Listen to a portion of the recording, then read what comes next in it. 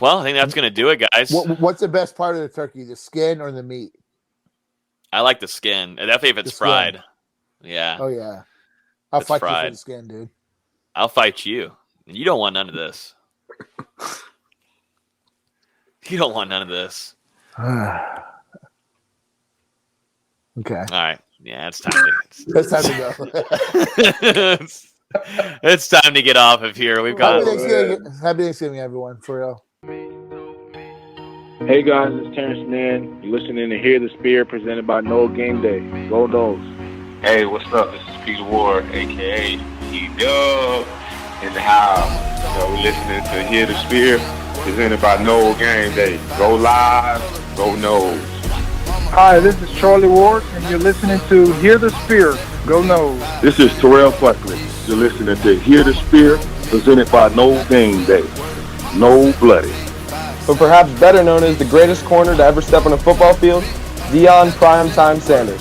Great Deion Sanders, my brother. What's going on, man? I could wake up to that greeting every day, man. That was awesome. Hello, Noles fans. This is former Seminole Derek Brooks, and you're listening to Hear the Spear, presented to you by Noel Game Day. James Wilder Jr. What's going on, James? Thanks for having me on. SSOD, Florida State or Die, and go Noles. William Bar None Floyd. Gentlemen, what's up?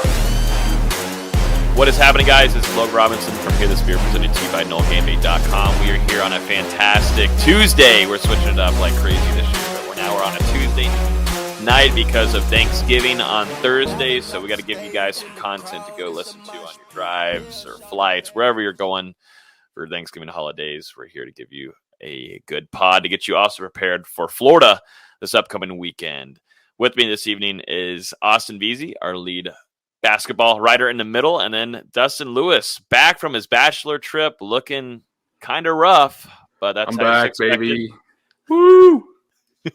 You look great, D-Lu. Dude, I'm dead right now, so if there's a couple bad moments in the podcast for me, like I apologize. Well, there's usually always those, but yeah, but there might be a couple extra. Additional? Okay, good. Can't wait. Yeah, I'm like room spinning right now. Oh my God. You're about to go down. Bachelor trip. Woo! Goodness. We will have Nate on here in just a few, coming back from work soon. So what we'll do is do our instant reaction to Florida State. Florida State's win over BC. D-Lu was in attendance for that one, so he can give us the top-notch in-person reaction from that. We're going to talk Julian Armella and his top four. He puts Florida State. We're going to talk a little Travis Hunter. As always, got to talk Travis Hunter. Hopefully Nate will be in here by then. Dan Mullen let go in Gainesville. A lot to talk about there.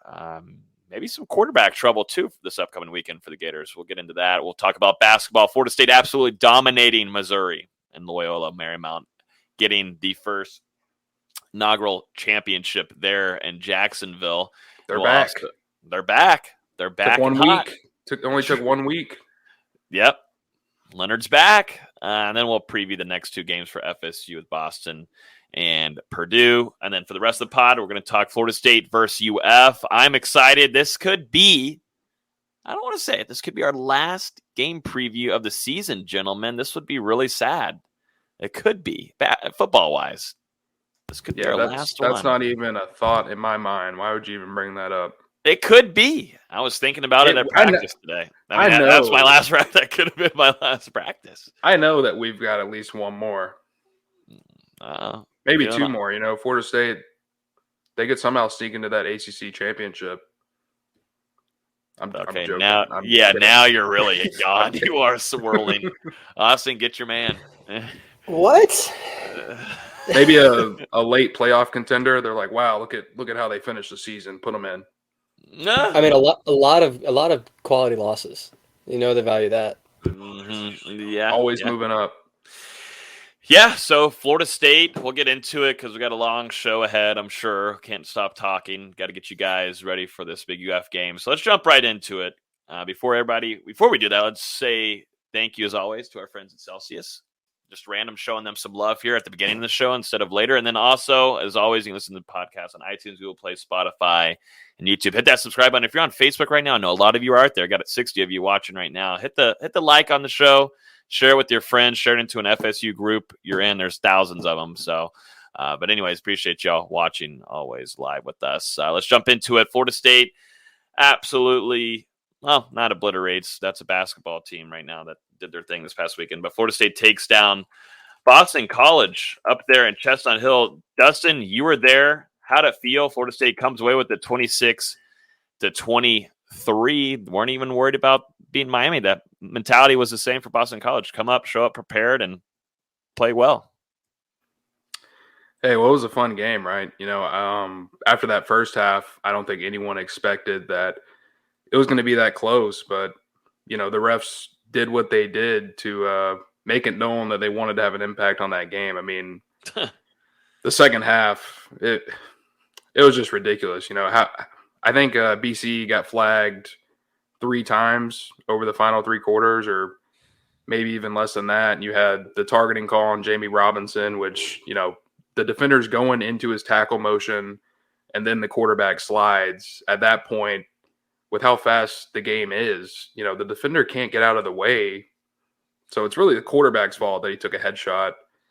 And now you lose him for the first half against Florida. So that could end up being a factor.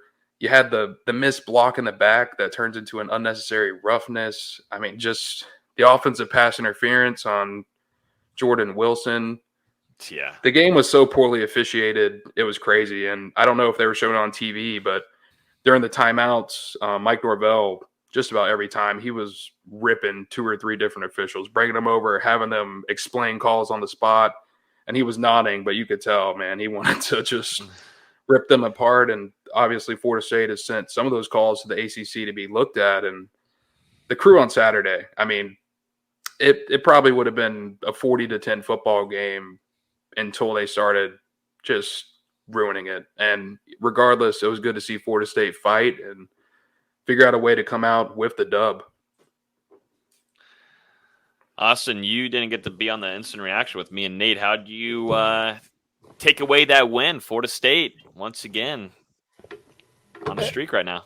Keeping the bowl hopes alive. Mm-hmm. The only thing I really don't like is I feel like the offense fails to adjust in the second half.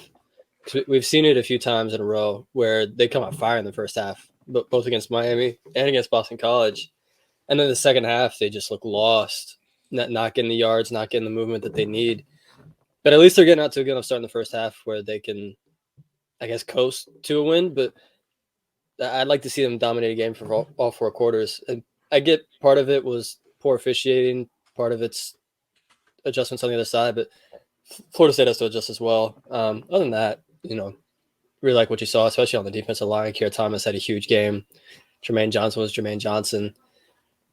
There was even that one play that should have been a fumble that was an incomplete pass where Robert Cooper ate 3 blocks to get to that ball. The D-lines play phenomenal. And they really have the last few weeks, and they're a big reason why Florida State's being successful right now. But just a couple things they need to clean up. Otherwise, I was overall happy. Yeah, and to your point, Austin, I mean, 2 of those drives in the second half got ended. I think one due to it was either an offensive pass interference or a chop block, and then the other one, FSU, it was 4th and 1, and then they get back-to-back illegal formation penalties that make them have to punt.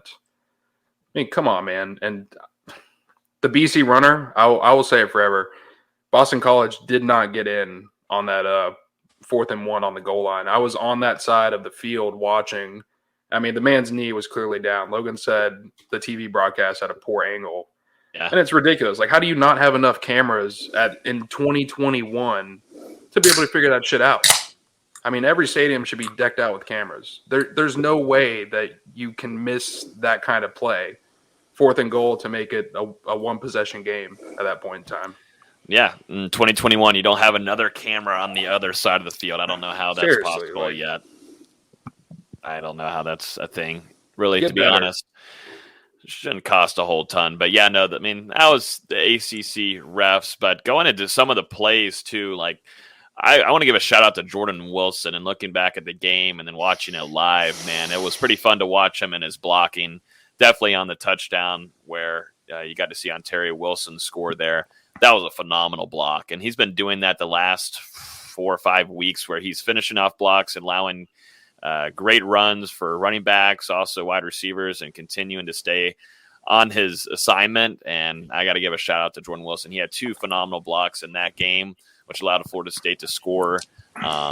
And just a great play from a veteran. And, he knows this is his last little bit of time playing. And so he's showing up when needed. And, I thought that was a great game from him. And also shout out Malik McClain for going up and getting that touchdown up in the second half. We've been wanting receivers to make plays all season. He went up and made a play. Like we've been waiting for someone to do that since Calvin and Rashad left. That was a hell of a catch to go up and high point that football. We haven't seen that from a Florida State receiver in years. Nate, welcome in, baby. Sorry, I was going to welcome Nate while he's here. Okay. What do you want? All right, now down to Dustin. I was just going to say shout out Jordan Travis as well. Last 2 weeks, I thought he's really started to come into his own as a passer, and you could see it against Boston College, the confidence that he has in himself to be able to deliver some of those passes. Also, not getting as panicked in the pocket. Instead of rolling out and just tucking it, he's stepping up and still looking downfield to make plays. I've been really impressed with what he's done the past 2 weeks, hoping he can carry that into UF and get Florida State to a bowl game. I want to shout out Akeem Dent, man. I talked about him on the instant reaction. His play has been tremendous the last few weeks. He's done really well in the run game, but in the passing games when he's really starting to come together for him. Are we just shouting out right now? I know I joined late, but yeah. No, I mean, even when he was at corner last year, even in run support, that's always been a strong point for him. He, like I talked about, Logan. He's healthy, and the one guy I mentioned in the 3-up, Master Mino had a great game on Saturday. He put Boston College deep. Or was it 4 times? The guy hasn't had a touchback all season. I'm gonna say he's been great all season.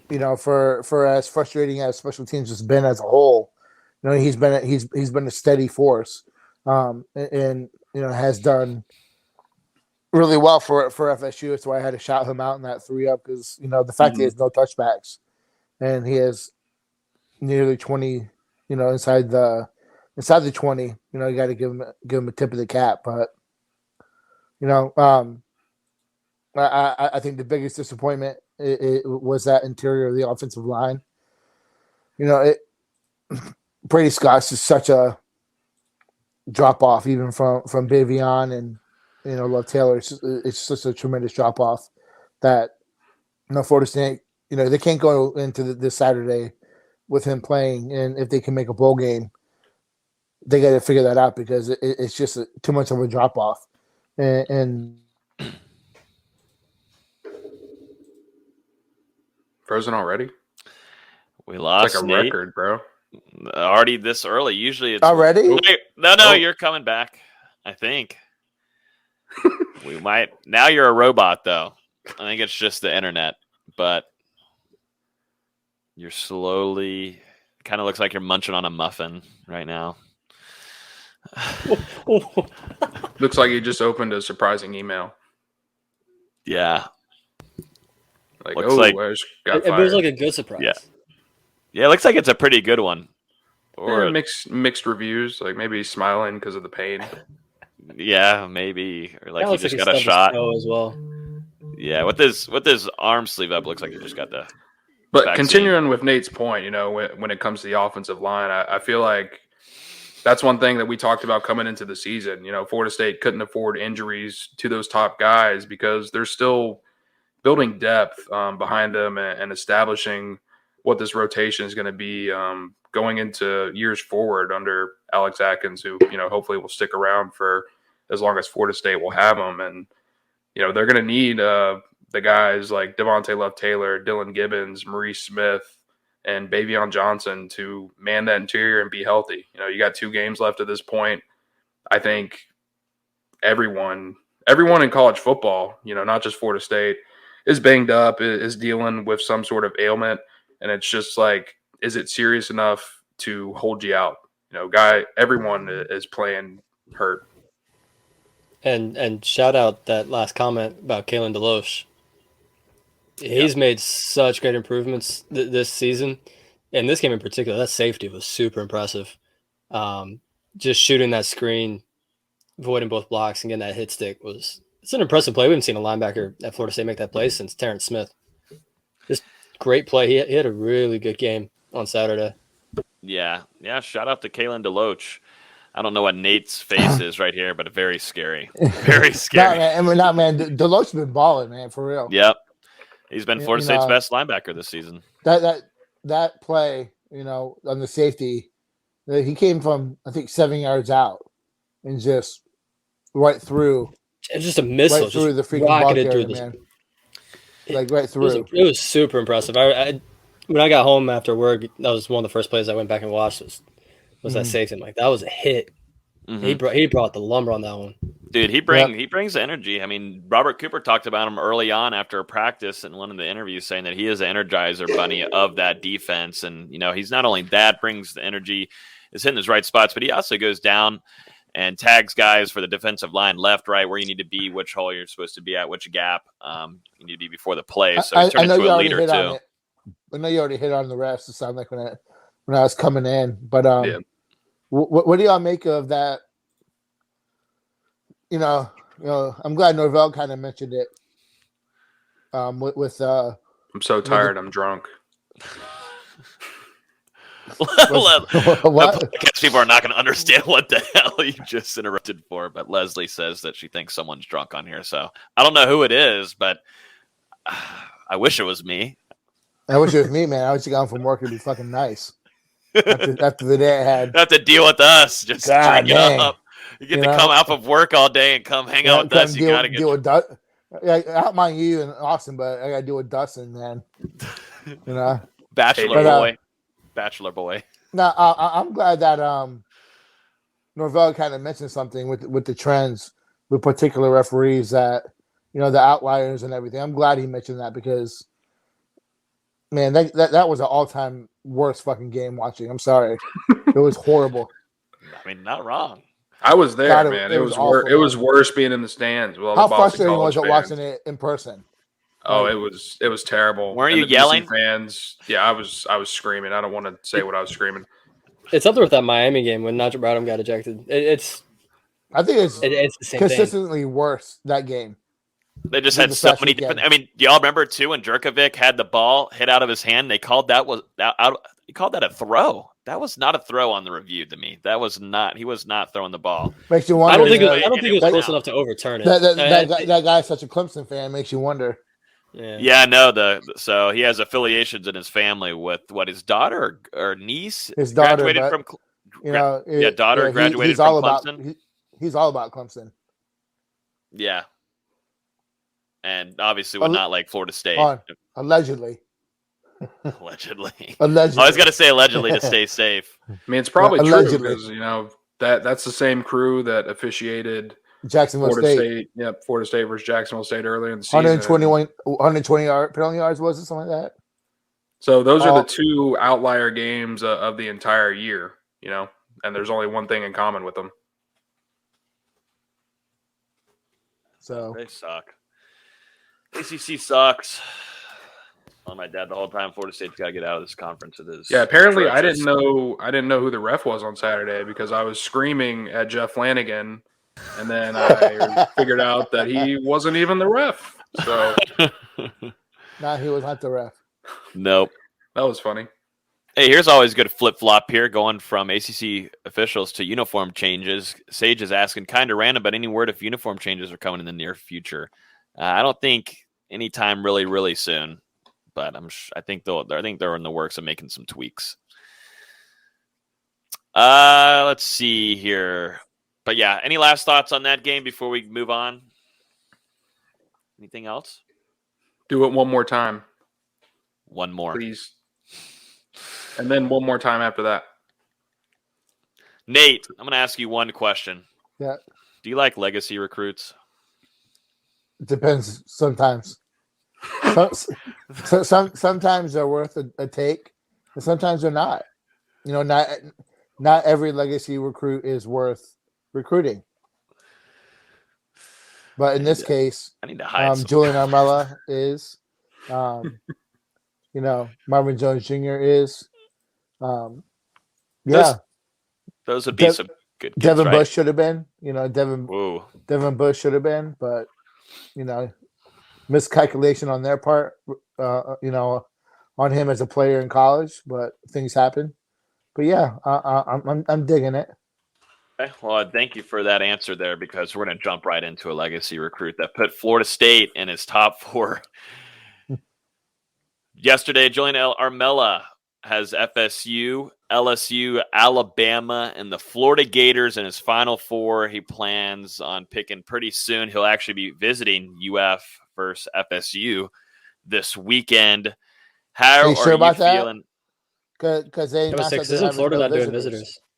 Yeah. So how's that going to work for Julian in getting there? I guess maybe he can just go as a regular StubHub. general admission, StubHubber, Ticketmaster. That's for Florida to fumble the ball about. So good for them. Hey, my hands are off. I'm just saying what was said a couple days ago. But yeah, Julian Armella has Florida State in his top 4. How do you think Florida State's feeling right now, Nate? How are we feeling? You dropped a little nugget, or you can't give away the full nuggets in the Discord, but I mean, let's look at the top 4 with some common sense, okay? It is a top 250 player going to go to a program that is under coaching changes without announcing what the coaching change is. So in my opinion, that knocks out 2 programs. That knocks out LSU, that knocks out Florida. And that leaves FSU, and that leaves Alabama. You look at Alabama, who that's the juggernaut, the preeminent program of the last decade.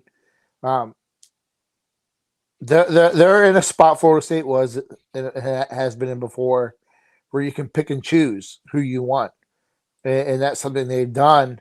And it seems like their numbers are getting tight. And the perfect example too, you look at Jackson versus Earl Little Jr.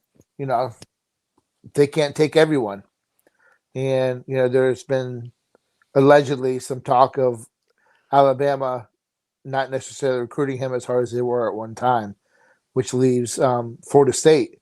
And I think we talked about it on here a few times, where even Julian himself wanted to see FSU move in the right direction. And I think that this back half of the season, I think Florida State's moving in the right direction. I think he's been able to see as a recruit, not only him, but some other recruits have been able to see Florida State, the perfect concept and things that they talk about are starting to happen. So I think that, the timing makes sense for it to be FSU. Something crazy could happen. He could decide to go to LSU and figure out whoever the coach is. You never know. It's recruiting, but I'd be very surprised. I think Florida State right now is sitting in a very comfortable position. Yeah, I agree. You got to think Florida State is in that top spot right now. It really felt like a couple weeks ago, a month ago, he was probably LSU bound before the Coach O news came out. And ever since then, it seems like Florida State has kind of taken command. He's planning to take a visit to Tallahassee in December, I think, before he makes his decision. And maybe he even makes his decision on that trip as well. So I do think Florida State eventually locks him into the class. And great for OTB. I don't give a shit what they say. Sorry, Dustin. That's fine. I don't give a shit what they say either. But yeah, Florida State is probably in some really good contention here, and obviously that helps a ton on that offensive line, bringing in a guy that talented as he is. The guy's versatile too. He can play tackle. I like him more inside or a right tackle type position. But I like him inside, man. A guy that is that physical and can move really well. That's someone that you want to get out and be able to get in space and get to that second level. So it'd be great for FSU to get a guy they've been after heavily now for 2 years now. So These are recruitments you got to win. Yep. We've talked about it. Not only because it's a legacy, but also it's such a position of need. So, and let's be honest, Florida doesn't produce a lot of great offensive linemen, and this is one of the better ones that's come out over the last few years. He is more of a ceiling guy. He's a good recruit now. He's a good player, but he's got a bright future. But he's also been able to progress year over year, and there haven't been a lot of offensive linemen in Florida that have gotten better year over year. They kind of just peak and are what they are. So he even looks better this year, playing for St. Thomas. So got to like what you see. Yeah, and you're seeing so many talented guys out of Florida now go out of state. So winning this one, along with hopefully Marvin Jones Jr. down the line, it's really going to help Florida State. You look over at the current state of Miami and Florida. I mean, this program, they're on the verge of taking back the state of Florida. If they can win this Saturday and get to a bowl game, carry that into the offseason, keep improving. I really think Norvell has Florida State primed for future success right now. Even Aaron Hester, who's a solid player, people forget about him, but you look at the year that Lamont Green Jr.'s had, monster junior year. 5 sacks on Friday night. Another legacy recruit that Florida went after, Miami went after, and he chose to jump on board early. So it's like you said, Dustin, you got to lean on those kids. I don't think we got to talk about it, but we can talk about it briefly here. I don't know if we mentioned this about Marvin Jones Jr. putting Florida State in his top 5. Did we? Yeah, last week. Okay, making sure we had mentioned that. And then it goes over to now. Looks like the Georgia boards are going crazy about your guy, Travis Hunter. Nate, making up rumors, desperate making mode. Up rumors, yo. Man, for real, come on. I really want to we should invite them on the podcast. I really would like to have a conversation. Oh, God. Why they think that it is going to happen. What makes them think that at all said and done, everything that's happened, that Hunter's going to, at the very end, I'm going to go to Georgia. Sources, bro. I mean, that's what I saw the snippet on Twitter or something, and the guy said something like Hunter has taken 2 visits to Georgia and like publicly, and a few others. And dude, do you think if the number 1 prospect went to a school, it wouldn't come out from somewhere? Absolutely. Or like on someone or on a player's Instagram story, or it would eventually be caught. I mean, you're not. Yeah. It's 2021. Someone in town would see Travis Hunter. Like my favorite part about the entire thing was the guy saying, "Yeah, our system won't let me predict a flip." I'm like, that is the dumbest thing I've ever heard, because I know that's false. I see basketball guys flip their prediction all the time. You can't tell me, "Oh yeah, rivals won't let me flip my prediction." It's crap. Yeah, I mean, maybe the guy is so backwards Georgia, he doesn't understand that it's 2021 and that everyone has a cell phone and wants internet clout. So, if they see Travis Hunter in Georgia, it's going to be, oh, shit, or, hey, yo. I mean, come on, man. Hey, yo, I love that. Is that your hey, yo, Nate? Yeah, fuck it out of here, man. Oh, man. Nah, I mean, I go after my clout. I go after my clout, but I don't go to that kind of reach. Third comment in the chat says Travis posted on his Instagram denying the rumors. Oh, yeah, no. Leave that kid alone, man. Right. Shit. He's got a month before he signs. Let him live a little bit, please. Let him enjoy life. Let him enjoy the last little bit. Yeah, Travis Hunter here on his Instagram story, quoting the Instagram post of the rumor of Georgia flipping Travis Hunter, saying, "Stop the cap. Boy, I'm a Knoll." So people don't know what cap means. I mean, you're joking, you're lying. I'm gonna start posting rumors about Georgia recruits. You need to go back at it. Someone's got to take shots back at them. Come on, someone's got to do it. I'm always game for a good battle. Aluba has woman legs. Post that. Confirmed. You said it. I didn't. If Alabu if he has those legs and I got the same legs, I'll take it. I'll take it, Nate. Tyree West is flipping to Florida State. That is happening. Yeah. Tyree West. Anything new on that? It's kind of quieted around a little bit, but seems like Florida State's still on the good side there for Tyree West. Georgia's losing 2 quarterback transfers this year. Yeah, so they should probably chill out. Should probably relax on the Travis Hunter stuff. But Travis Hunter did go visit one of your fellow friends, Deion Sanders, former Hear the Spear alum. Deion Sanders over there at Jacksonville State, going to just see what's going on, what's popping at JSU this past weekend. Deion's not taking your boy, Nate. We know. Not taking No, I mean, I just think Deion's an asshole, so. Well, hey, Deion, I love you because you came on here, and we have a good solid relationship on here, the Spear. So whenever next, then we'll have Nate and Deion go at it, and I think that would be good fun on here. I think it would be. Now we should invite that Georgia guy on here, and we should have a discussion. I think it'd be great. What are these rumors? I don't know what Coaster has here. Ayo, I feel like it wouldn't be as much discussion as would be interrogation. What do we got rumors wise? I don't know. The rumors were started by a weird. They're asking what we should do. What we should start creating rumors about. What should we create? What rumors? Kirby Smart is going to New Mexico State.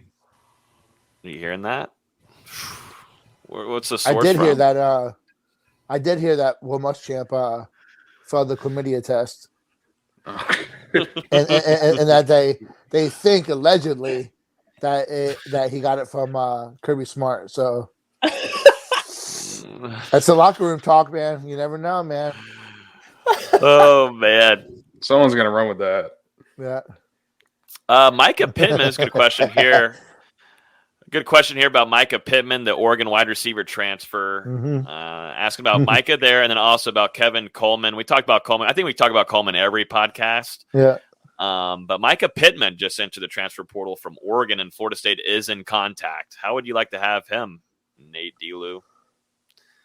Me? They need as much help as they possibly can get. You know, I'm telling you what, man, that wide receiver room, though. Now, and the guy is a special teams player too, so and we know how frustrating that has been all season. Is a return game, and you get a guy who's shown that he can make plays. I mean, I think that Florida State getting after him as quickly as they have is pretty indicative of how bad they want him. Yeah, Nate said it all. They have to hit the portal this year at that position. They have to.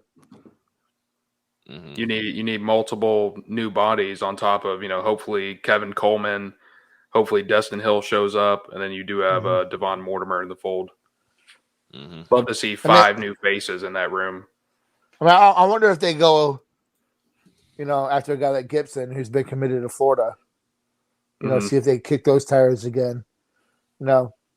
I think it's going to be a crazy finish. I know someone put it up here. A guy like Eli Ricks who entered the portal, which is shocking to me. He was a freshman All-American, I believe, last year. But, I get all the crap that's going on at LSU and all that kind of stuff. But, if the rumors are true that, a lot of players are upset that they let him go, that'd be a school I'd hit right away. LSU, whoever comes in that portal from LSU, because they've recruited well. That's one thing that Ogeron has always done well is evaluate and recruit. So I wouldn't mind FSU going after Ricks either. Yeah, and one thing about Florida State is they're going to do what they can to take advantage of the transfer portal. A lot of the top guys on this team have come through the portal the last year or 2 years, and we're seeing it pay off. So if there's a quality guy in the portal that they think can impact the team, they're going to hit him up and try and get him in. Just put pictures of Keir Thomas, Jermaine Johnson, Jamie Robinson. Even McClellan a little bit, Which, let me say that again. Keir Thomas had 13 pressures. Jermaine Thomas had 7 pressures. Jermaine Thomas, Jermaine Johnson, top 2 in the ACC on Saturday, and neither of them got held one time in the entire second half. Yeah, that was crap. Yeah, nah. Jermaine gets held at least all 4 times a game. So it blows my freaking mind. But we're gonna call that pass interference on Jordan Wilson, though. How many receivers will they take in the portal? 2, 1. I'd say. I mean, depends who's in the portal. I think. Depends on talent. Depends who heads out as well. If you lose a couple guys, I mean, if Dustin Hill comes like they expect, I think that evens out some numbers. If he doesn't, and something happens, I think you look at 2, maybe 3. Mm-hmm. Yeah.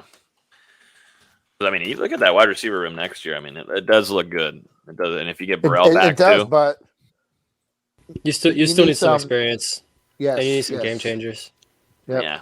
Need a true. You need someone that can take the top off the defense. Mm-hmm. You also need someone they need someone that can consistently win one-on-one balls. Mm-hmm. I think I needs more shots, though. Yeah, I am eager to see Burrell in the slot. A guy that can make those tough catches. Mm-hmm. Physical grabs. Yeah, a guy who had a pretty good spring and was having a good summer and fall. Got hurt. He's a big body. You need those guys that can make those tough catches. No, you're not wrong. Let's jump into the next topic here on the quick hitters of the week. Dan Mullen, gone. Bye-bye. He just does not want to play. He ducked Norvell. Ducked him. Didn't want any part of that business Let the at record all. show Norvell is undefeated against Manny Diaz and Dan Mullen. Let the record show. Absolutely. Didn't get to play last year. True. Lost in overtime to Missouri. That was a fascinating game to watch there. Missouri goes for 2 in overtime and gets it with a toss into the end zone, and that just about probably did it for the administration. I always talk about my bottom 5 of coaches, but Missouri's head coach, I have no idea what his name is, but he shot up in my top 5 with his post game next stepping on Florida. The best one, I got to read this one word for word. The one he had today, where he said, my father was a farmer, and there's an old saying, you reap what you sow. If you sow kindness, you reap kindness. If you sow jackass, you reap jackass. Amazing. Best quote of the season. I love it. Oh, man. Yeah, no. Yeah, so, Dan Mullen let go, and Gainesville will not be facing Norvell and the Florida State Seminoles this weekend. And so for as much bullshit that Florida fans talk about FSU, so Florida's been 5-7, 4-8, and they have a chance to go 5-7 this year if they lose Saturday. Okay. Mm-hmm. What makes them think that they're so elite? What makes them think that they're just a must place to coach? They're going after. They're boasting about a COVID year. Number one, they had Kyle Trask, Tony. Yeah, that's great. The fact they couldn't capitalize on Kyle Trask, Kyle Pitts, Kadarius Toney, the fact they couldn't capitalize on those guys is embarrassing because those guys were insanely talented. And for a guy, Pitts is unreal. It's almost like he purposefully couldn't give 2 rats ass about recruiting. Maybe he was so confident enough in his X and O ability that he didn't care who he recruited. But we all know the difference between recruiting and not recruiting in college football. Doesn't matter. X's and O's has a ceiling in college football. At the end of the day, it comes down to who's playing, and who's catching, who's throwing, who's tackling. It's different from the pros. I also found it kind of funny that Dan Mullen's let go on Sunday, and then today they get a 4-star D lineman, which I don't know if that speaks more to how well they recruited him or how little he cared about Dan Mullen, that he's like, whatever. I don't want to play for him anyways. It's better that he's gone. Well, which is an example of, like Armella. That's clearly a kid that wanted to go to Florida. What if Armella just wants to go to LSU? Yeah. Those things happen, but, a good, bonus is that Tim Brewster will now be unemployed. So that's always good to see. Got to like him being back on the market. He'll probably be over at UTEP and talk about UTEP as the number one program. We develop tight ends, cut and paste whatever program he's at, piece of crap. But nah, man, you don't like Tim Brewster. Nah, I can't stand Tim Brewster, man. I can't stand him, man. He's just an honor. He's in the honor mentions in their top. Yeah, 5 he's in the honorable mention, the top 5. Honorable mention. If Nate had an assistant coach list, he'd be on the list. Oh no, he's on. The fact that he's on the, the HM, list, he'd be number 1, I think, of the assistants. That's a lock. Mm-hmm. Yeah. But it's crazy. Florida was what, one shoe throw away from making the playoffs last year. Yeah. It's crazy how things change. They almost beat Alabama. Everyone's loving Mullen in the future of the program in September. And now he's gone. When I saw him taking those interviews, those NFL interviews, I thought that he just wanted to kind of get out. Too much hard work for him recruiting wise to take care of. Yeah, I think he's got something lined up. Yeah, I think so too. He had good conversations. I think it's like the Jimbo route. I think he mentally checked out. I think he, just the way he's acting and talking and smiling after games. Yeah, I was gonna say smiling, shaking the other team's hand when you're down 20. It's hilarious to me because so many Florida fans. I wouldn't be surprised if he got something lined up. Whatever. Yeah, good for him. It's fine. I think he's a really smart coach. The Gators are 5-9 since the shoe throw. One of the best TV moments I've ever seen live in college football, for sure. Just Marco Wilson chucking a shoe 30 yards downfield. It's fantastic. I'm so glad it happened because it spiraled that program. It really did. I mean, they were sorry to interrupt you. They were 8-1 when the shoe throw happened. Then they lost their final 3 games of the season. And we see how bad they are this year.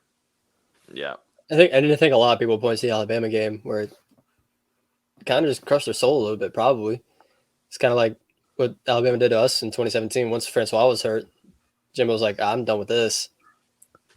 Kind of get that same feeling. Just Florida didn't have an injury to counteract that. No, and now odds just came out today. We put out on the website. Bob Stoops, now the number 1 favored. Makes his return. Coach to come in and save the day. Not this again. Bob Stoops until it ain't down there in Gainesville. BGB. Who would you not want it to be? For me, number 1, either Napier or. I feel like Napier would be. I feel like Napier would kind of be like Mullen. I think he's a great X's and O's guy, but we got to see how he recruits at a school like Florida. Right. Kiffin, but I think Kiffin would just be a cluster. Kiffin's just going to get a bigger check. I think if I'm Florida, I'm going after Napier because Napier can recruit. Okay, and he's a good X's and O's coach. But can he do it in a bigger program?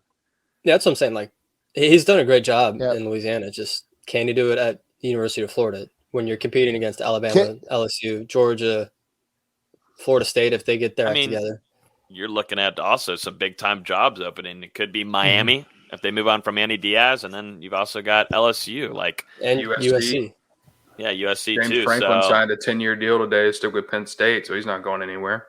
No, you don't got a lot to work with. And if Ole Miss holds down Lane, I think they're going to send everything on him. The Brinks truck, time $1 million are coming for Lane. I think that's complete BS. Lane Kiffin ain't going to Florida. I mean, no. What? Why would he? He's already building something pretty darn good at Ole Miss. I don't see why he would jump ship. Plus, I'd rather be in Oxford, Mississippi than Gainesville, Florida. Also, well, I would never want to be in Gainesville. And he's got the inside track at Arch Manning. So, yeah, what was that? He's not going nowhere. Yeah, right now, Bob Stoops 1 with the betting odds. Number 2 is At least Lincoln. today. Number 3 It'll is change tomorrow. Tomorrow to be Tim Tebow and then Urban Meyer. And I then pray. the two alligator Praise Tebow. mascots are going to jump to the top of the list at some point. That's what these betting sites do. This thing is just going to rotate until a hire actually happens because, everything. You got to make some money off of everything you do. Yeah, of course. Yeah. I'm all for Tebow. I think it's his time. I really do. It's definitely his time to be a head coach. I'm just saying. Also, love how Deion Sanders was on the list. Like, there's no way Deion Sanders is going to Florida. There's no shot. Oh, no. Deion and Orange is just Deion's got that ego. I love him, but Deion's got that ego where he would say, I don't know. I had this conversation with Don. I don't know. Deion would never. He's got too much pride, and I respect Deion would never coach at UF. And any major shot. program that hires Deion Sanders as a head coach. Well, that's the thing. It would never happen. It is asking to go into the shitter and be a laughing stock program. He's 14-4 right now. Well, great. We still haven't brought up Willie. He's playing NAIA schools. Okay. Willie's facing his alumni this weekend for a bowl game eligibility. Who did they play last week where they just got absolutely smacked? It was like 52-17 or something. I forget who it was, but they just got annihilated. That's like every week. Yeah, but they're bowl eligible. Or if they win this weekend, they're bowl eligible. Western Kentucky, I think. That's who they play this week. Oh, they're playing Middle Tennessee. No, never mind. Western Kentucky is who they faced last week. Okay. His alumni beat him that badly, and then they'll probably beat Middle Tennessee, I think. Yeah, Hockman couldn't even last there. Damn, jeez. I think Florida. Thank you so much for laughing. I think Florida ends up with Dave Clawson. I don't think they're smart enough for that. Wake Forest head coach. And also part of it is that we haven't discussed yet. Their athletic administration's already in a little bit of heat with the stuff that's happening with the women's hoops program. Yep. What's going on there? Give us the latest. Does anybody want to commit to a program where the athletic director may not be there in 2 months? I think that's something that a lot of coaches are going to look at. So I don't know if any of those top flight guys are going to want to take that job with that situation hanging over their head, where the guy that supports them is not there in 2 months, potentially. Allegedly. Allegedly. That's a strong allegedly. Got to make sure I add allegedly in there, as always. Who do you think it's going to be? Right now, I'd say safe bet, putting the money down, put my $1 down. If I'm betting money, I'm going Billy Napier. Flight tracking's got him. Someone tweeted yesterday that flight tracking with college coaches is like tracking Santa for rednecks, and that made me laugh. It was really funny. Jesus. Oh man, yeah, I don't know. It's gonna be fun to watch here. So definitely an exciting time to watch all the coaching search craziness. Hey, free entertainment for us in Tallahassee. That's all I got to say. I love it.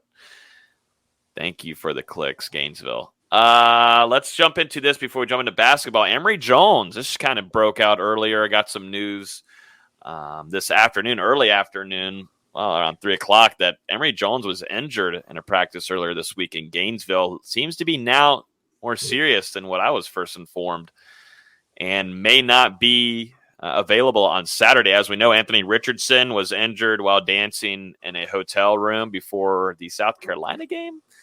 So he is dinged up too, not fully 100%. I'm sure we'll get some more info on that on the rest of the week. That's the most 2018 Florida State injury of all time right there.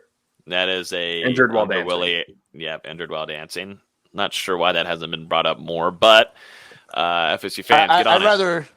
I'd rather play Emory Jones than Richardson, though. Yeah, but Richardson's splitting first-team reps with, what's his name again, Dustin? Something. Carlos Del Rio Wilson? Yeah. Yeah. So if he's splitting first-team reps, I don't think they're exactly confident he's going to be able to go. And hopefully we get the 2013 kind of year where who'd they play? Was it like Will John Brantley, something like that, and he was just terrible. No, that was Morningweg, wasn't it? Yeah, that's who it was. Skylar Morningweg. Morningweg. Yeah, That dude was terrible. Even still, Richardson, he's a dynamic scrambler, but if he's not 100%, obviously that plays into Florida State's favor. And for the most part, they've done pretty well against rushing quarterbacks. I thought they looked solid against Jerkovich on Saturday, except for the clear plays where they got held whenever he was able to get outside of the pocket for a couple of those successful runs that Boston College had. But the defensive line is playing its best football of the entire season right now, and I expect that to continue against a UF offensive line that doesn't scare me a whole lot. Atrocious. They were awful against Missouri. Dookie. But yeah, I don't know if Anthony Richardson is fully 100%. So it seems like this cat, Carlos Del Rio Wilson, is the other quarterback that might be the start. That would be a tough game to go against. I think Jermaine Johnson. Florida bores me.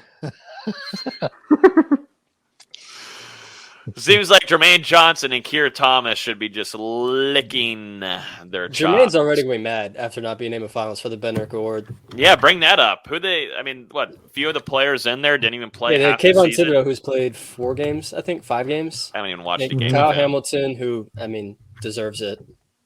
And then I forget the other two. Do either you know it off the top of your head before I look it up? I do not have the list on here, but we'll So give you a good quick, stall time. Not to interrupt, Carlos Del Rio Wilson he's a true freshman, has not appeared in a game in the 2021 season, and at one point during his high school career, played at the same high school as Bailey Hockman. What is going on here? What's up with all the Bailey Hockman? There's a lot of Bailey Hockman tonight. Yeah, the other two finalists were Will Anderson from Alabama and Jordan Davis from Georgia, which, makes sense. But Kayvon should not have been over Jermaine. But Jordan Davis' stats aren't jack shit. That was a terrible list, by the way. Oh, no, it wasn't. It was not a good list. The fact that neither Michigan's pass rushers were on there or Jermaine was kind of embarrassing. Mm-hmm. I get Hamilton. You could tell it's kind of just based off the preseason top. list. Yeah. Because I think it's like pretty much all top 10 teams, right? Yeah. Alabama, Georgia, Notre Dame, Oregon, all top 10 teams. They're pretty much saying if you're a great player on a bad team, you can't win an award. Yeah. It's like the MVP in the NBA. Yeah. No. Ridiculous. Stupid. But yeah, so they should be. Not to say Florida State's bad, by the way. We're not good yet. Average. They've been good the last 8 games. Austin, just because Florida State dominated BFE Christian University this last week, and that doesn't mean that Florida State football can't be good. We'll get there in a second. Let's get there, man. Come on. Nate's got to get this because he needs a Celsius extremely bad. He just I wonder who has Celsius that I can get him from. You're gonna have to check someone out. I don't know. Only text one them. person on this podcast has Celsius currently. Mm-hmm. Logan lives. No, I don't. What are you talking about? I still have never tasted a drop I told of you they Celsius. gave you one to drink on the way down to Gainesville because I know you're going to be tired. He's going to be so tired. Give him a pack. That's what I said. I'm going to give him a pack. He's going to give him You just said give him one. Yeah, you said you'll give him one drink. This man got 8 crates worth of Celsius. I'm going to give you a pack, and I'm definitely going to send Nate one because I know he's greedy, tired. Dude, you're a greedy mo, you know.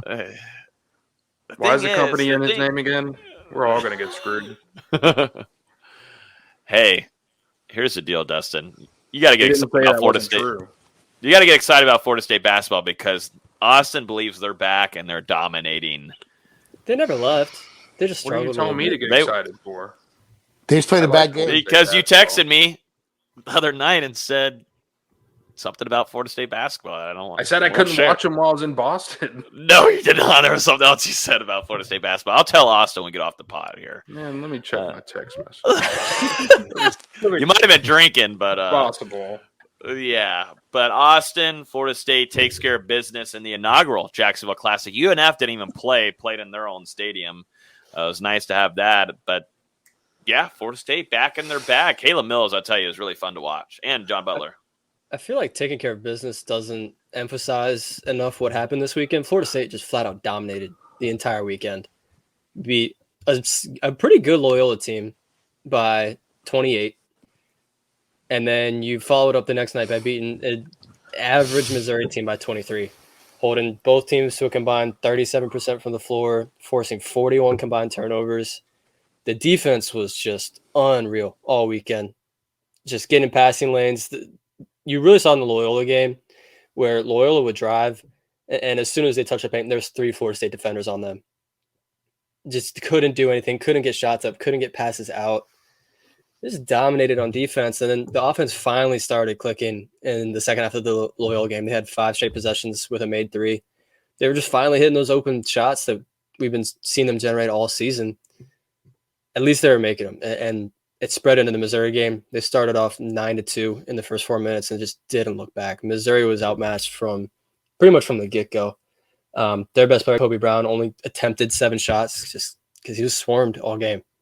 And then we made Loyola look like we made it look like Loyola Maryland, who's terrible. But then they followed it up next game by beating a really good SMU team. SMU entered the tournament as, in my opinion, the second best team in the tournament, but lost both games. They should have beaten Missouri. I don't know how they lost that Missouri game, but instead Florida State gets to play Missouri in the championship, who I thought was the worst team out of the 4, and just smacked them up and down the court all night. Yeah, I mean, it was good to see Florida State come out and play like that, especially just straight up dominating after the loss to UF, and obviously struggling a little bit against Tulane. And, this team, every single game this season, their defense has showed up, and they've done great when it comes to limiting opponent field goal percentages, getting tons of blocks and steals, and creating opportunities in transition. And like you said, Austin, it really just comes down to the open shots, because that's kind of what you've missed so far this season. Guys have started off a little bit cold, and you really saw it this weekend. When they hit the shots, they're going to blow teams out because they're going to play defense every single night. That's one thing I think you're going to be able to count on just about every game this season. There might be a few lulls here and there, but this team's built on defense, and if the offense executes, man, they're going to be a tough out later down the line. This is the best defensive team Coach Hamilton's had since they changed systems in the middle 2010s, like that 2014, 2015 era. This is by far the best defense they've had since then. Just these guys want to play defense. They love playing defense. The play that stuck out to me the most was in the Loyola game. Cam Fletcher gets beat pretty bad on a back cut, and instead of allowing the open layup, he spikes the ball off the backboard all the way out to the 3-point line. I mean, he just absolutely sent that ball. That's not stuff you were seeing last year. These guys just have that energy, have that juice. Just keep going, keep forcing mistakes. It's incredible to watch. It really is. I put on Twitter that heading in this weekend, Florida State was 28th in Ken Palm's defensive efficiency. They're now 10th because they're just that dominant on the defensive side of the ball. And you don't make that kind of jump in 2 games without doing something serious. And they showed it. They were just dogs in both games, just dogging them up and down the floor. Yeah, and Cam Fletcher, to me, might be the most impressive player on the team because he's probably the best one-on-one defender, I would say, on the entire team right now. His intensity on defense is just suffocating. I mean, you talked about the recovery, but not just that, like jumping into passing lanes, getting steals, going down for highlight jams. He gets one highlight play a game at least. You're going to feel him. And now his offense is starting to come along after struggling at Kentucky last year, 5 of 6 last night, 2 of 3 from downtown. If he can keep this up, I mean, that man's going to the NBA. An NBA team is going to fall in love with the way he plays defense and see we can develop his offense because he does have some tools there.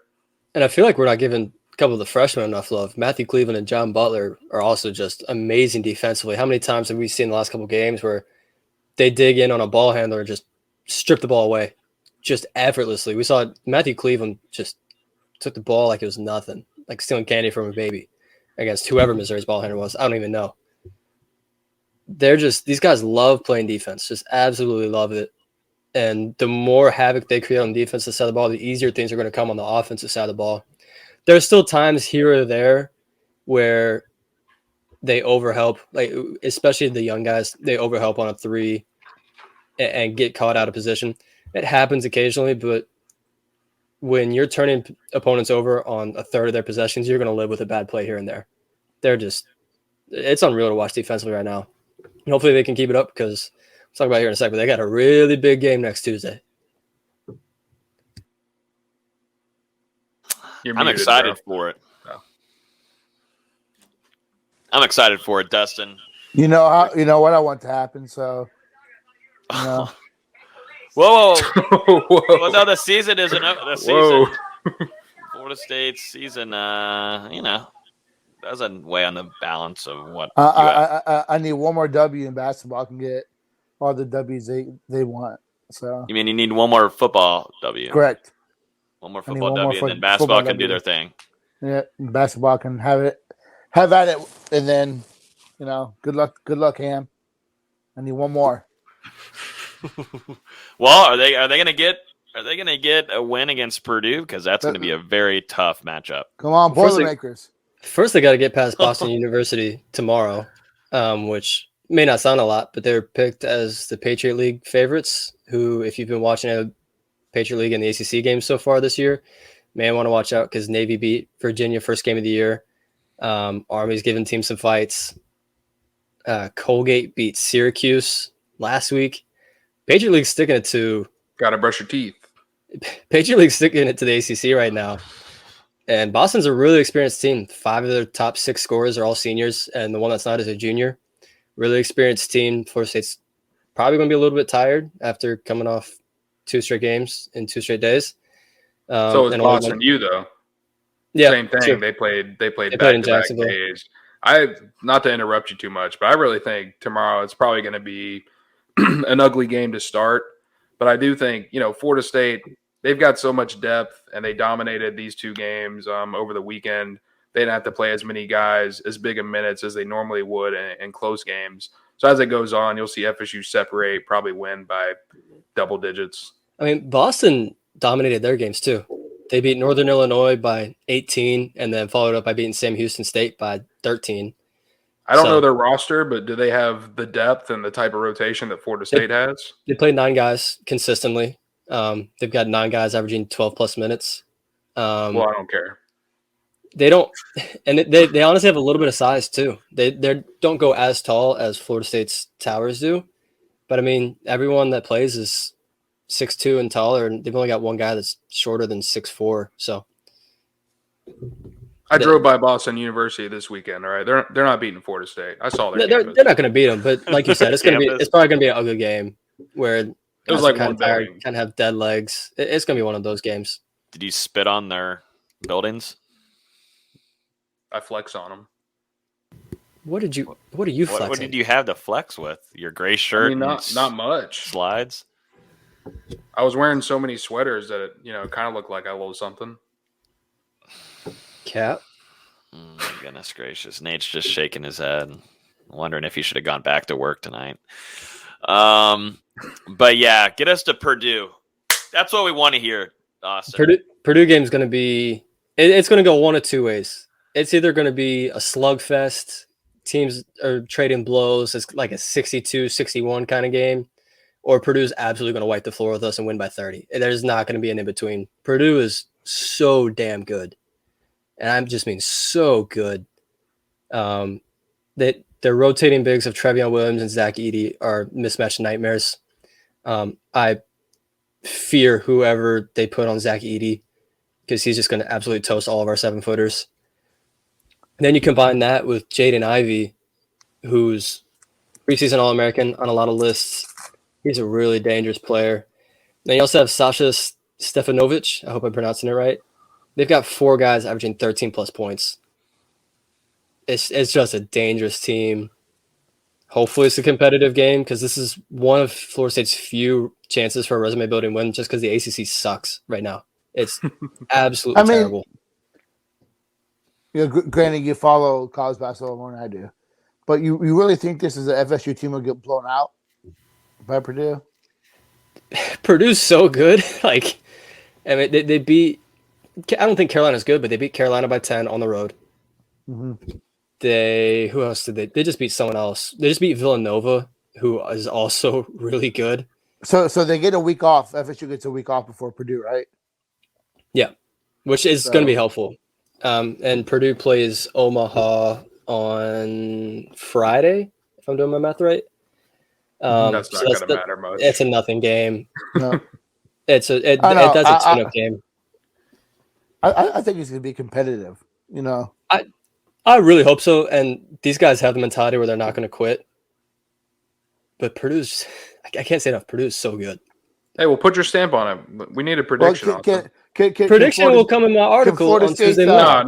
No. We need a pod prediction and an article prediction. No, not for me. Can Florida State's athleticism cause problems for Purdue? Absolutely. And I think what everyone is waiting on is for some of Florida State's scorers to wake up. And we saw it a little bit in these last couple of games where Caleb Mills had the ball on the string and was getting what he wanted. Anthony Polite finally started hitting shots against Missouri. Malik Osborne's been consistent. If these guys can stay consistent and stay hitting shots, they're going to stand a really good chance. But if it's like the first 3 games, especially like the Florida game, where they're struggling to hit shots, really muddling up the offense, slow pace, not getting shots up to there's 5 or 6 seconds left in the shot clock, it's going to be a rough night. And I mean a really rough night. The way Purdue plays offense, playing through the bigs, yet the bigs are on the perimeter, but they can put the ball on the floor, they can pass, they can set screens. It's going to be something Florida State won't see again all year and is really tough to prepare for because as tall and as athletic as Florida State is, Sonor Ingham, Quincy Ballard, and Naheem McLeod are not the playmakers that Zach Edey and Trevion Williams are. And that's tough to scout against. It's really tough to scout against. So honestly, if you look back on it, Florida State, they haven't had the greatest history when it comes to road games and the ACC Big Ten Challenge. Or really playing Indiana teams in general. So let me ask you this: what's your reaction if they lose to Boston but beat Purdue? Confusion. That would be my first reaction. That would be my first reaction. It's straight confusion. If they lose tomorrow night, I'm gonna be pretty upset. And if they come out and beat Purdue next Tuesday, I'm not gonna know what to do. Really, as long as the Purdue game's competitive, that's a good sign. Because as we keep saying, this team's not going to peak until late January or early February. So if they go up to Mack Arena, one of the toughest places to play in college basketball, and compete, you're okay. It's also a team you see in the tournament. So yeah, absolutely. And Purdue's right now is one of my Final Four picks. So it's a damn good team that they're about to play next Tuesday, and I'm just damn good team. Do we know where that's being broadcasted on? ESPN. At 7. It's either 7 or 7:30. I think they're still waiting to announce it, but it's ESPN for sure. So primetime game Tuesday night. We're flying you up there, Austin. Can't wait. Dude, I wish. I want to go to that game so bad. You gotta get VZ up there. You gotta take Spirit Airlines though. Yeah, Spirit Airlines. Oh god. Hey, on the bright side. On the bright side, I got a free place to stay. My grandparents stay 40 minutes south. Logan. Yeah, Nate. I thought he was gone, but he's secretly. Oh, well, not like that. I was saying bye to Nate, not to Austin to crash and die in a plane ride. Wow. Hey, Austin, check that text. Check that text message. That's how you can get to that game. We'll see. I'm not holding my breath. Hey, Nate, check that text. I wouldn't doubt it. If you did, I'm going to be upset after what Logan told us the other day. Hey, I'm about to start some fights on a podcast, on a live stream. Hey, Austin. What date is that? What date is that Purdue game? It's December or November 29th or 28th. Oh, well, no, not going to happen then. Not going Austin, that right? It's the same that Celsius, sitting fat and pretty. Oh, my. It must be nice, man. For what it's worth. Celsius. For what it's worth, I have not put much damage into that. I just kind of keep it here just to tick you off, Nate. Send us some. I would love some. I'll think about it tomorrow. I don't have any schoolwork due this week, so you send me my shirt yet?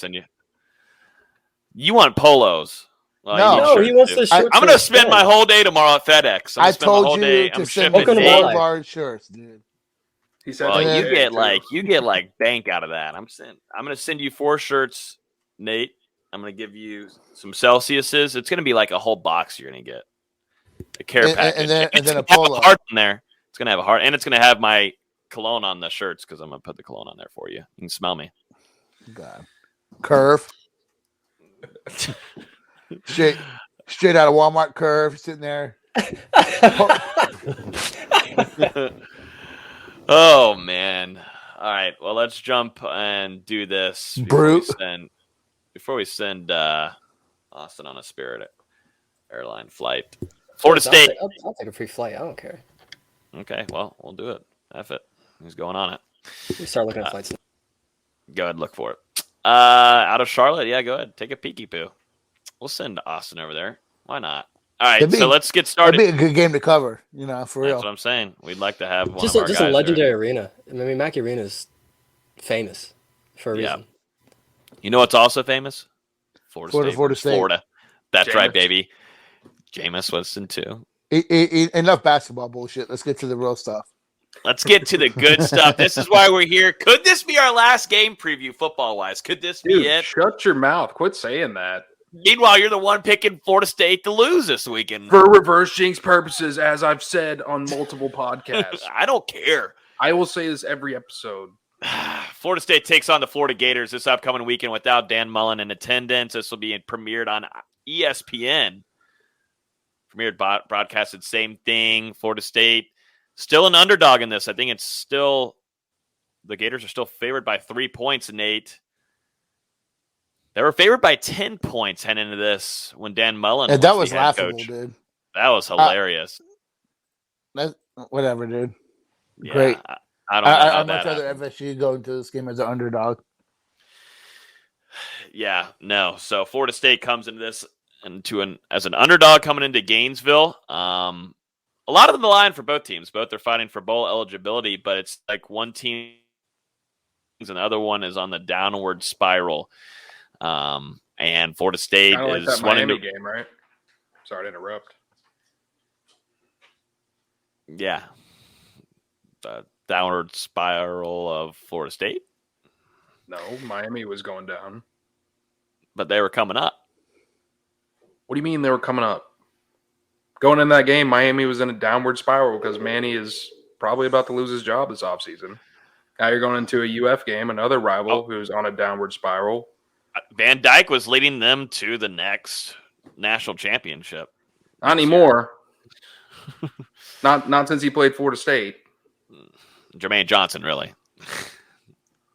That's fact. Who is this? Who did this?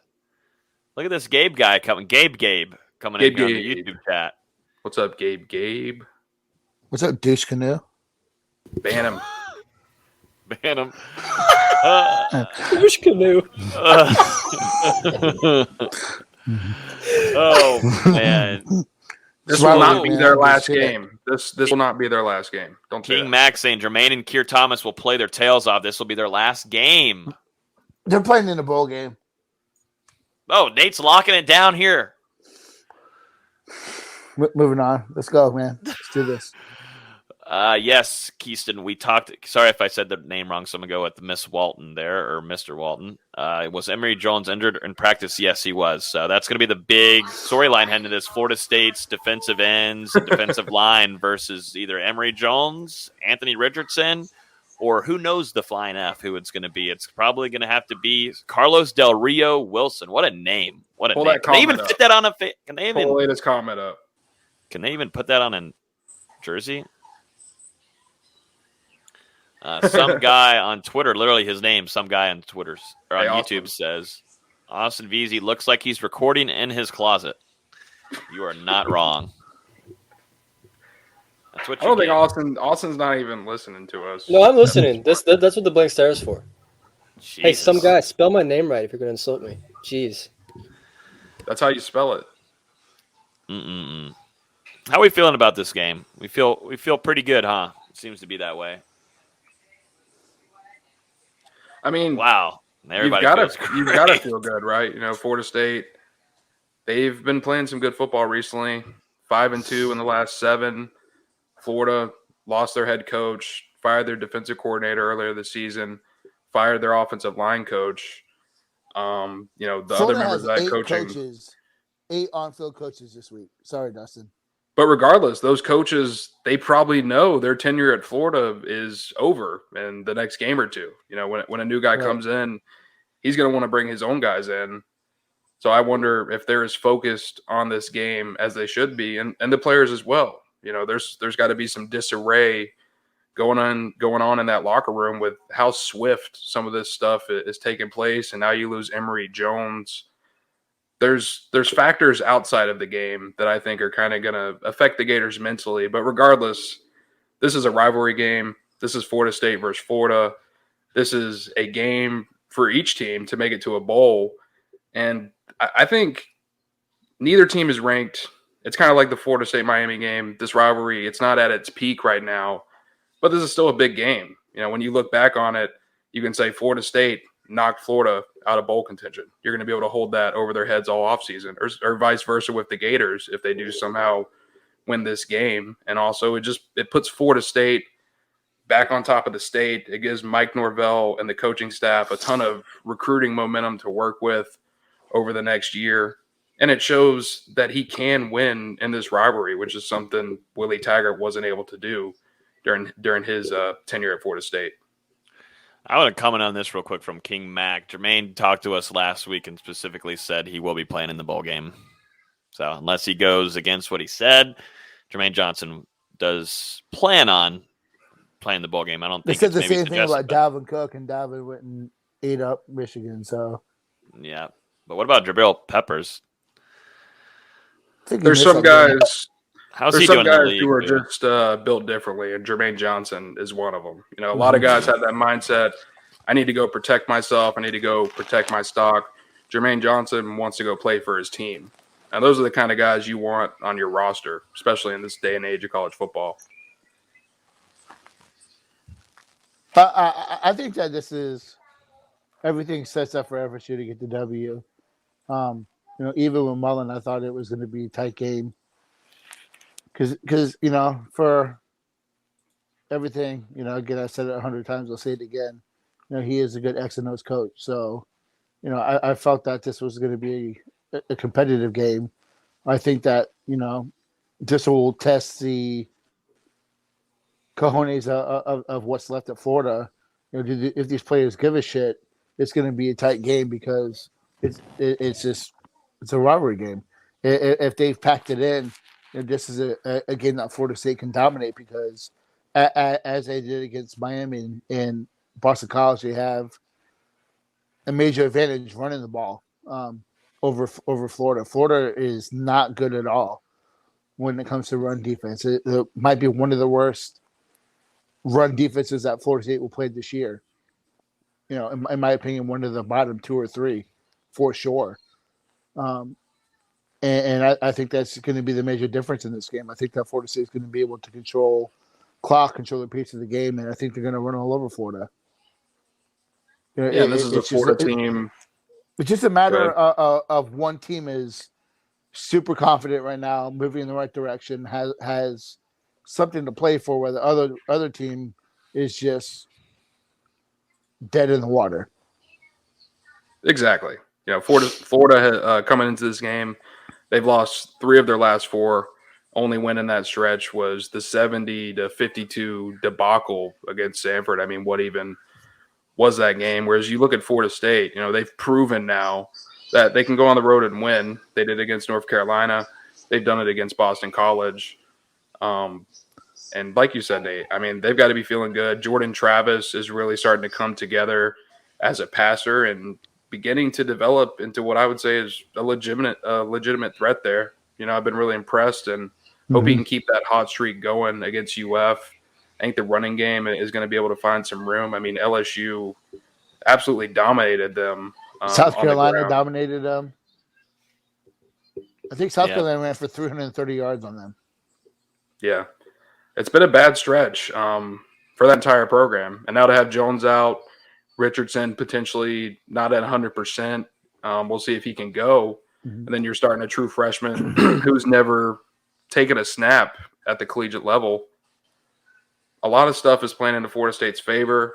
They've just got to block out the noise, have a good week of practice, go in there and get it done. I think this team's going to be fired up to try and finish off the regular season in the right way. Jen's and even Missouri's running back, I think, even for 151 last week. Yeah, I would say Missouri ran well. Jen's asking, is Florida? Yeah, Jen said, is Florida harder to beat than Boston College or Miami? No. Not this year, no. Not this game. The Florida of earlier this year would have been tough. Mm-hmm. It would have been a tough game. But it's a long season, and here we are. And a lot of it's what Nate was saying earlier is how bad does Florida want to play right now? We've seen teams in the past get up for their interim coaches. We saw it with Odell, a couple years ago where the guys want to play for Odell. Does Florida really want to play for their interim coach right now? We have no way of knowing until about 12:30 on Saturday. Yeah. It's either going to be they come out fighting or they come out just ready to get it over with. Ready to punch out for the season. This is another one, winter conditioning. Like that Miami, like the BC game, Florida State starts fast, builds up a big early lead. Will the Gators quit?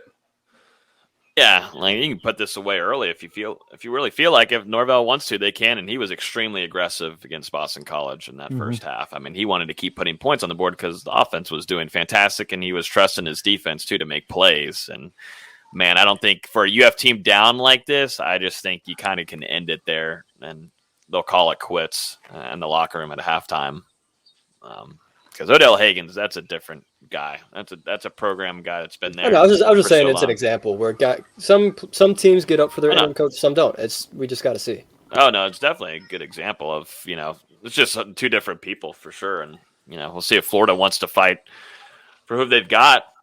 I don't see it. I mean, like Nate had said, 8 on-field coaches this Saturday? Like it doesn't look so pretty for Gainesville. And I don't think there's going to be many UF fans in attendance. I know I've seen a few comments on here tonight, but I'm not expecting that to be the case. I think it's going to be a little bit like 2013. That's all they got in Gainesville, man. They'll probably show up. It's going to be like 2013. There's going to be Florida State's all they've got, yeah. But now they're a basketball school. See how that flip-flopped? It just changed so quickly. Now they're basketball. I got all the texts from all my UF friends. Now they're basketball. And they're always gymnastics, tennis. The basketball team is playing well. I'll give badminton school. What do you say, Austin? I said the basketball team is playing well. I'll give them credit. Yep. The Florida State's going to have to play. They get a cupcake. Smart, play within themselves, do what they got to do. Let's get the W. That's it. Mm-hmm. Beg for a different officiating crew. My God. Go out there and punch them in the face, and I think Florida will tuck tail. I don't think Florida is man. Anthony's saying you're not talking enough tonight. He needs a Celsius. Don't. But I'm going to send Nate a Celsius tomorrow. Well, if you shut, I'm going to give Nate. I'll talk. We give Nate enough talking time. That is, Anthony, we can't do any more. We have to limit it. No, I just think if Florida State can, limit the penalties, run the ball, and play defense, I think this is a comfortable win. Because I just don't know, man. I have no idea what to expect from Florida. Do you? That's the wild card in this game. If they want to play, it's going to be a good game. If they don't want to play, it's going to be a blowout. Mm-hmm. Yeah, it could be really a blowout. If Florida State were to get a win this weekend, where would you like to go bowling? Which opponent would you like? There is some potential of having a reunion with Willie Taggart if he's able to pull it off this weekend. Could you go bowling with them? Right now, I know Brett McMurphy put out his latest bowl projections, and he's got Florida State facing Tulsa in the Gasparilla Bowl in Tampa on I'm down with that. 23rd. I can go. It's just 30 minutes from my house. Yeah, that's why I want the Belk Bowl. Charlotte, the stadium's 20 minutes from me in Charlotte. All about you, Austin. Of course it is. Of course it is. You don't even like football. Yeah, how can you now? I like it. Just gives me pain and suffering. That's it. All right, let's do this. Come on. Basketball's lost to Florida made me suffer, Austin. Nah. Oh, congrats. First time in 8 years. Before we get started here, just like Nate and Austin and Dustin really want these. Makes me suffer. This isn't rambling. This is giving love to our beautiful friends at Celsius, the best drinks you can have. These guys will have them next week, so they're going to talk all about them. They're actually going to do the ad read next week. I'm not going to do anything. They're going to give the ad read. They're going to read off the back of this. Really don't have to read off that because you get the email with the details. That rhymed. 7 essential vitamins. I drink these every day before practice and going to the gym. They're awesome. Don't give me too much. You got to get that sweaty feeling. I don't get that with these. They're made great. No preservatives, no artificial colors or flavors in there. Always got to have that. And no high fructose or corn syrup. Nate, these are amazing. They're awesome. This one is Did you say sparkling. that they give you sweaty feet? Not this one. Said? Okay. No, they don't give you that. I can guarantee that. No sweaty feet for me. But these, that's pretty weird. Yeah, those are the sparkling. These are the sparkling strawberry guava ones. These are awesome. The code is actually on the screen right now. You can go to the link down below in our description. Click that link. You get 20% off using code 20FSU guava. It's a good. We don't know that Nate's muted, so now we mute Nate. It works perfectly. But 20% off. Celsius, the best brand in the game. Getting a little extra energy, get some caffeine in you, and feel good. So shout out to them, always sponsoring the show with us. Excited for that. Gentlemen, let's jump into it. You're unmuted, Nate. I'm always You're here. Start us off. Even when I'm muted, I'm unmuted. Yeah, even when you are muted, you're somehow unmuted. Yeah. How does that work? Fuck, Jesus. I don't know, man. I'll be honest with you. I haven't studied Florida one iota because of everything that's gone on this past week. Yeah. You know, I felt that it was a team that was definitely moving in the wrong direction very quickly. I felt confident with Dan Mullen. You know, I felt more confident about Florida over the past couple of weeks than I did against Miami, and that hasn't really changed.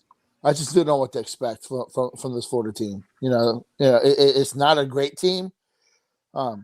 It's a team that has some ability to score, but as I think Dustin said, no defense coordinator, no online coach, no head coach. Who's going to lead this team? In terms of coaching, who's going to be the leader? Who's going to put them through, help them get through adversity? Is this team even going to want to play? And I don't know what to expect from that. I'll be honest with you. I think this is a hard game to predict because I don't know which kind of team Florida State's going to be playing. But I do think that when you look at the game itself, I think that it's another advantage where FSU can run the ball a lot on this team. As I said a few minutes ago, this is a really bad run defense. And I think that this is a game where Jordan Travis will be able to expose Florida. I think Corbin and Ward will have a great game. I think that Florida State wins. I'm not going to say comfortably because, every time Florida State's gotten up, they've had a fight tooth and nail. But I think this is a 31-17 Florida State win. Okay. So I'm making my prediction purely for reverse jinx purposes because it has worked throughout the season. I don't remember if I did the breakdown last week. I picked Syracuse to beat Florida State. Florida State won. I picked North Carolina to beat Florida State. Florida State won. I picked Miami to beat Florida State. Florida State won. I picked Boston College to beat Florida State, and Florida State won. So I feel like I have to sacrifice myself to keep this trend going. I mean, you guys have heard me talk about how comfortable I feel about Florida State going into this game, but I'm doing this because I'm a superstitious person. I really believe in shit like that. If Florida State wins a game, or if like the Boston Celtics, my NBA team wins a game, the same shirt I wore that game, I'm wearing the next game. Like shit like that. So anyway, I'm gonna pick Florida 27-24, but I'll talk to you all on the post game reaction about the W. Oh yeah, we're gonna be on the road doing that one. Yes, sir. No game day. Credentialed. We'll be in Gainesville on Saturday. That's right. On one hand, like everything's looking up for Florida State. Like we've talked about a few times, Florida's got 8 on-field coaches, no head coach, no DC, no O-line coach. Should be able to gas them in the running game. So But it's stupid. a rivalry game. Thank me later. It's a rivalry game. Anything can happen. And part of me wants to pull the Dustin route and go reverse jinx because I swear I'm 0 for my last 4. Don't screw it up, dude. Just I feel like because I'm pretty sure I'm 0 for my last 4. No, I had this was an NC State, so I'm 1 for my last 3. You know what you got to do. Like follow. Be a grown man, Austin, and pick the fucking Knowles. Let's go. But as a native of Jacksonville, Florida, that is 75% Florida fans, and I get tired of hearing about them. Got tired of hearing about them growing up. I can't. I can't. Florida State 28, Florida 24. Oh man, I can't do it. I can't bring my soul to reverse jinx. I can't. It's your fault, bro. I can't do it. Dustin is broken. He really does believe in that superstitious stuff. So his heart just dropped. Hopefully, it's just you that's been like the reverse jinx is only for you. Hopefully, that's what it is. That's what I'm hoping for. Mm-hmm. I cannot bring myself to pick that school down south. Stop muting me, Logan. In Hogtown. I haven't touched the damn keyboard. I'm not muted. I promise you, I'm not muted. You touched it. I have not muted you. God dang. My hands are up. I have not touched anything. That was funny.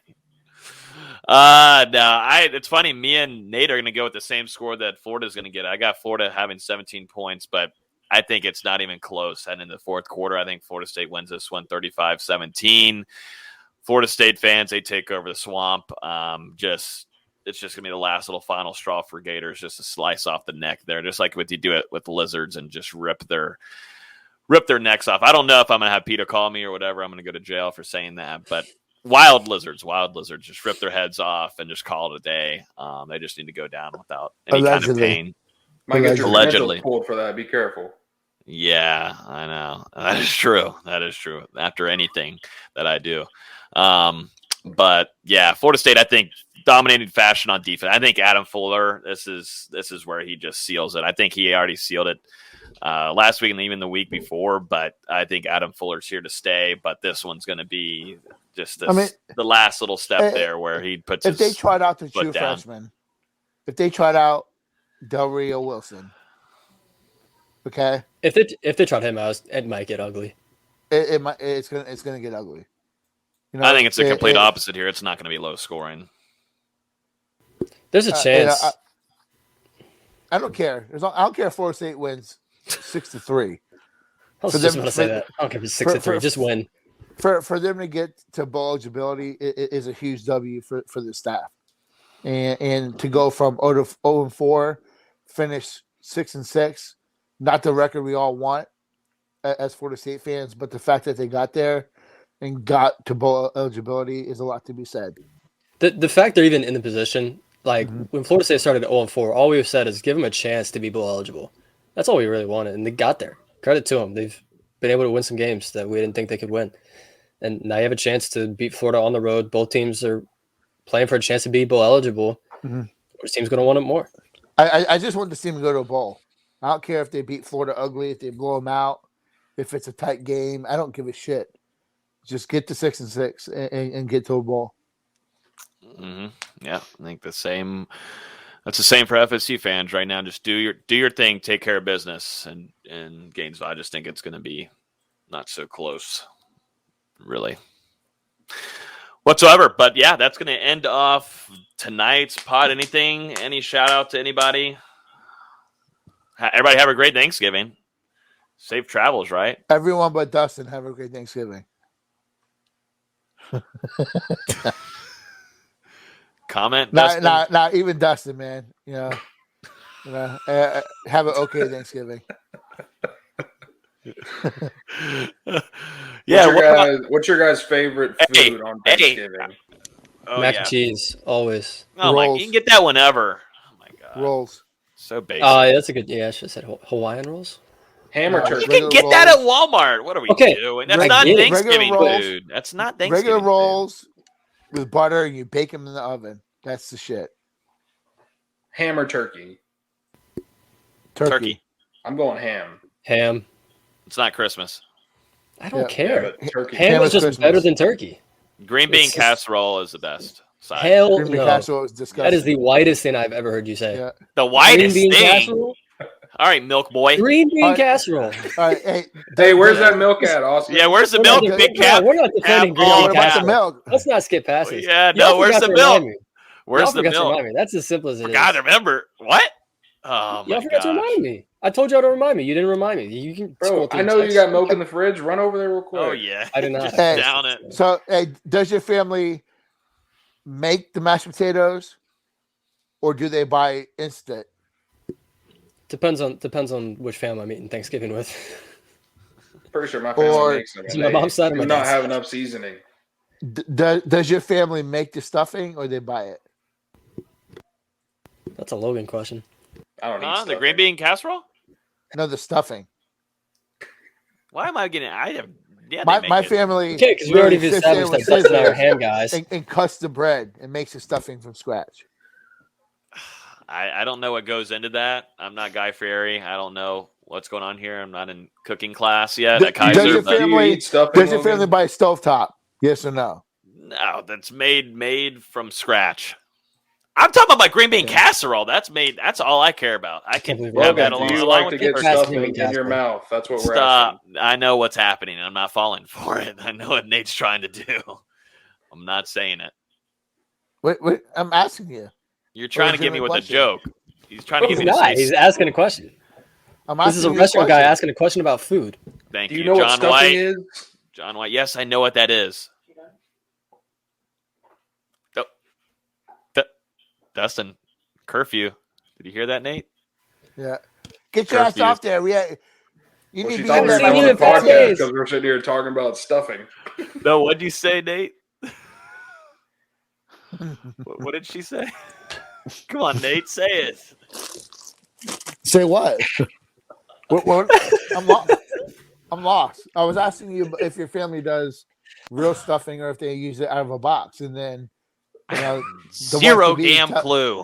The Man, wife to be just tells Dustin that it's turn- bedtime. just- So End us off. You Get need us to out get a of here. cookbook or hire a chef. I can't do that yet. We got a long ways to go. I got to make my own ramen right now. what's better, some- ramen with A1 sauce? What? Or ramen? Yeah, ramen with A1. Man, where you been, man? Not in a psych ward. I was never broke enough in college to eat ramen. Put steak sauce on ramen? Fuck yeah. Say Yes, you got to fry your turkey, Yeah, you're not Or- wrong, Sage. or you got to or use it in a smoker. Put a lot Either of that. Those are the two. Don't and- bake and it. Do a lot of Cajun butter injection and smoke it. Mhm. Mm. Garlic. Good. Yeah. Oh, absolutely delicious. Well, I think that's gonna do it, guys. What's the best part of the turkey? The skin or the meat? I like the skin, definitely if it's The skin. fried. Yeah, Oh yeah, I'll It's fight you for fried. the skin, dude. I'll fight you. You don't want none of this.